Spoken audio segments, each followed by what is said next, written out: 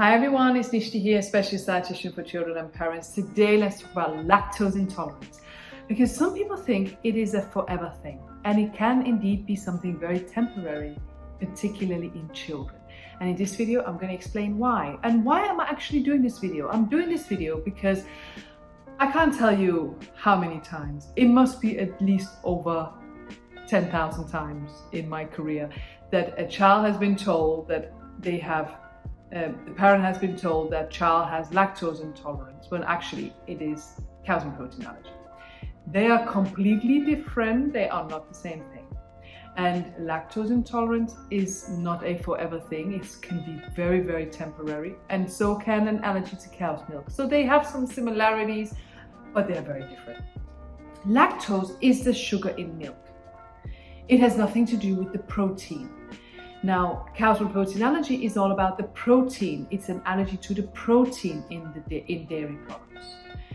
So, but sometimes the symptoms can be very similar. Diarrhea, wind, bloating. So sometimes it can be sort of similar symptoms. Now, when we talk about lactose intolerance, it's very important that we distinguish between primary lactose intolerance and secondary lactose intolerance.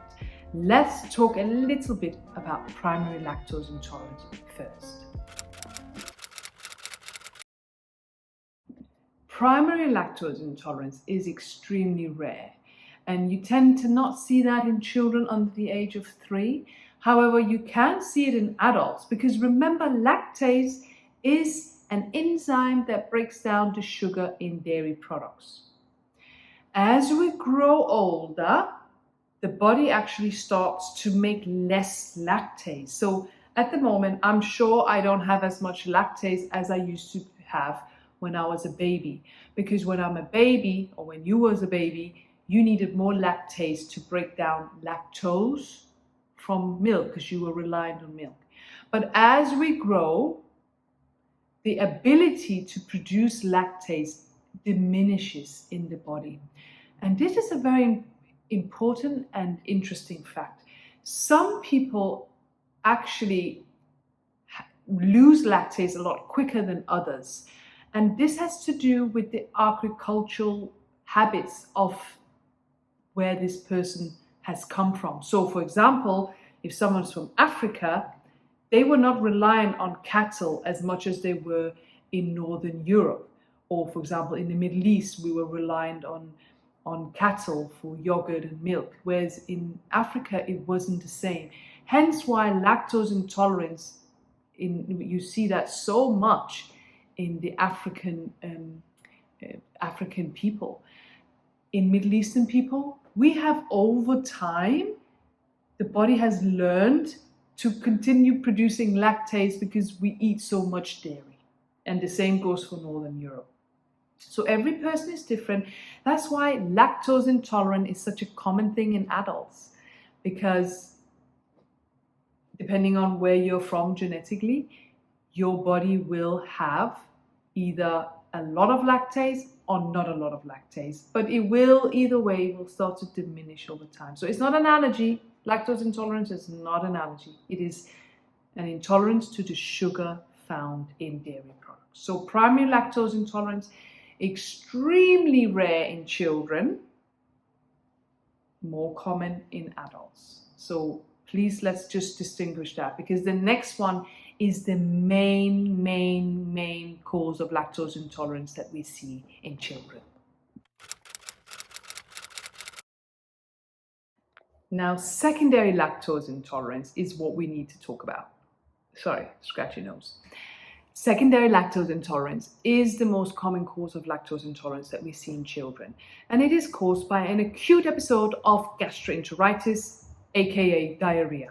Because when you've had diarrhea, when baby has had diarrhea, it washes out lactase, the enzyme that breaks down lactose, and it causes inflammation in the gut. Therefore, we need to help our gut heal by eliminating, taking out the lactose for 6 to 8 weeks only, and then we put the lactose back into the diet. If you're breastfeeding, you do not need to worry about that. You continue as you are. If you're formula fed, if your child is formula fed, then you need to have a lactose-free formula prescribed by either your doctor or your dietitian. And it's only temporary, 6 to 8 weeks. Then we put the lactose back into the diet. If symptoms haven't improved, it could be something else. Now, this is when I want to just talk about calcium protein allergy, because a lot of children with calcium protein allergy will also have diarrhea, which means they will also then have lactose intolerance. And how do you know what to do then? Well, first of all, dietitians, we are experts at how to manage this. So if I have a child that has diarrhea but also has a rash and eczema, I would think that this child has calcium protein allergy. There's no point in going to a lactose-free formula. I would come straight to a calcium-free formula. If the baby has only got diarrhea, then we will try a lactose-free formula. If symptoms don't improve, perhaps it could be calcium protein allergy. So then we will try a cow's milk protein-free formula. It sounds a bit complicated, but actually it's not. But what I'm trying to say is that children with calcium protein allergy, because some of them will also struggle with diarrhea, they will just temporarily not be able to tolerate lactose. Now, lactose is actually what makes sugar, because it's a sugar, it makes the milk taste good. So if we're having to take the sugar out of milk and the protein for children with calcium protein allergy, it just makes the milks not taste very good. But sometimes babies don't know better. So for example, Nutramigen or Similac, Alimentum, these formulas are free from lactose and cow's milk, but they don't taste very good. But they work for some children. So it's very, very important to work with a dietitian, because we will be able to pinpoint, could it be lactose intolerance? Could it be calcium protein allergy? Which formula is best for your baby? And we will be able to prescribe it. And because lactose is the tasty bit, and because it's actually a prebiotic, you do not want to avoid lactose in your child's diet unnecessarily. Lactose actually helps to increase bifidobacteria in the gut, which helps to create a healthy gut. So if we don't need to eliminate lactose, let's not do it. If you're vegan, that's a whole nother topic.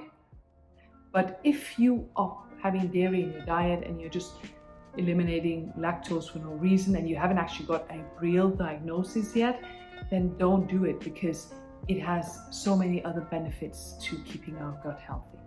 So if this video was good for you, make sure you like this video, because it would really help my channel grow and we can reach more people, more mothers that need to hear this message. If you have any questions, please comment below. And I hope this helped you. Lactose intolerant does not have to be a forever thing. Very, very often it's just very, very temporary in young children.